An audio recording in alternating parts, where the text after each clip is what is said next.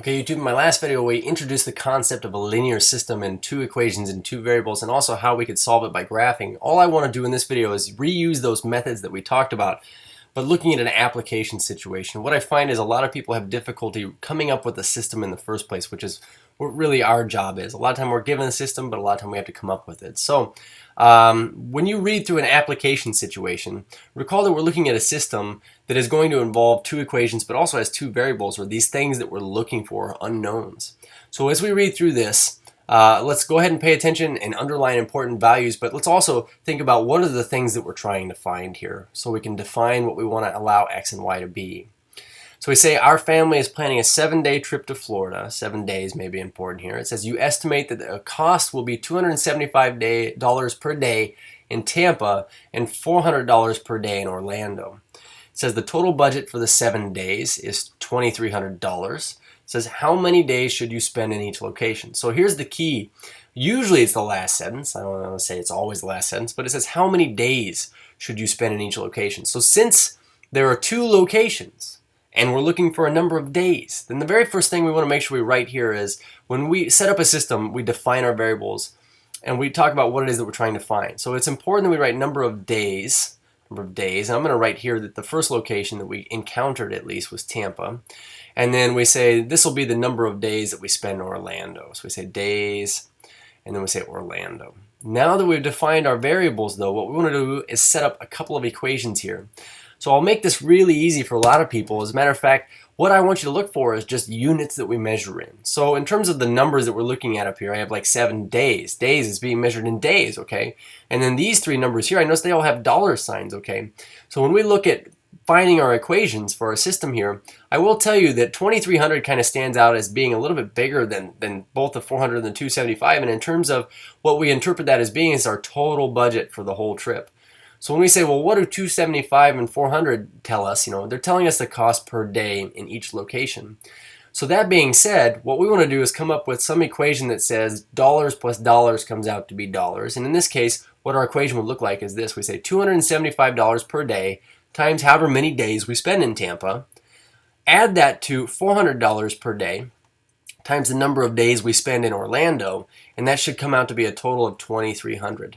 So you can start to see how you can easily start matching up units here and then putting the appropriate values in front of the X or Y depending upon what they are describing, the cost per day, in this case, Tampa or Orlando.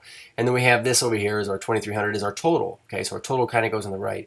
Now the only other value that I saw up here was 7 days. And we say, well, hold on, how am I supposed to add days plus days and get days when they didn't tell me anything about days up here?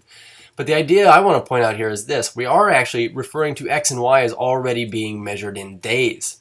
So what we could say is, well, if I wanted to find the total number of days, which is total goes on the right, 7 days, then I would say the number of days I spend here plus the number of days I spend here would be the total number of days.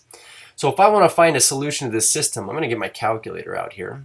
And as we do this, what we're going to be doing essentially is graphing these to find any common points that they have in common here, because we're looking for a solution to a system. We're looking for a point XY that satisfies every equation in the system. So referring to our first equation here, we'll call this EQ1. Why don't we make a T-chart this time? We say X and Y, and we're going to find its intercepts and go graph it. And then equation 2 will do the same thing. Equation 2 will find its intercepts, and we'll put it in a T-chart here, and we'll go graph it. So I think it's easier actually to start with equation 2. Looking at it, you know, if you plug in 0 for X, you actually get the statement Y is 7. So when X is equal to 0, Y is equal to 7. And when you plug in 0 for Y, it's also easy to see that you get 7 for a value for your X. So we say that this graph here, when we graph it, is going to hit 1, 2, 3, 4, 5, 6, 7 to the right on the X-axis, and then also 1, 2, 3, 4, 5, 6, 7 up. Those are its intercepts.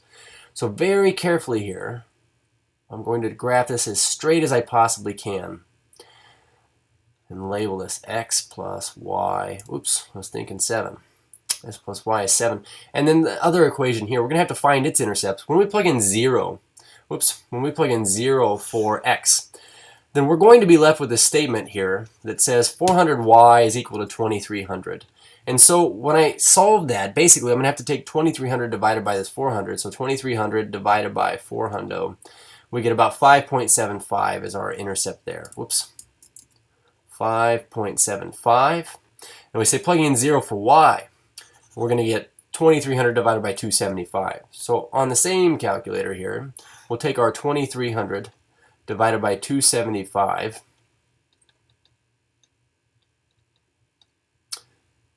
Try again here. 2300 divided by 275. We get about 8.36 repeating. So the thing here is with the graphing method, it's not the most precise, but I'm going to go graphing in what I know here. We say 1, 2, 3, 4, 5, 6, 7, 8.36 would be in this neighborhood over here. Okay, and then 5.75 we'd say up 1, 2, 3, 4, 5, and then about 3/4 of the way. If we were to now connect these dots, I'll try to as nicely as possible here connect these over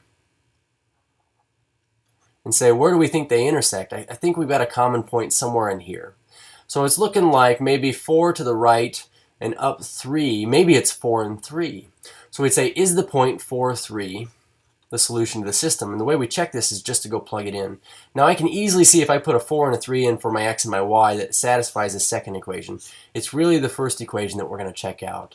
So we'd say 275 of these x's plus 400 of these y's comes out to be 2300, and we've got our fingers crossed here. But if we get this calculator out and we say, okay, well, what we're really plugging in is 4 and 3, and in that order, then putting these into this expression, we say 275 times 4, 1100. Okay, so we get 1100 here.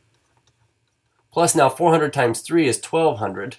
So what we get is 2300. So this is a solution to the entire system. So what this means is, if we spend this much per day in each location and only want to spend a total of 2300, and we want to spend a total of 7 days at the same time, what pair would satisfy both of those conditions? And we found this. So the last thing we would write is we'd spend 4 days in Tampa. We want to actually write out our results in sentences here, and we say 3 days in Orlando, and that would satisfy all constraints in the system. Cheers.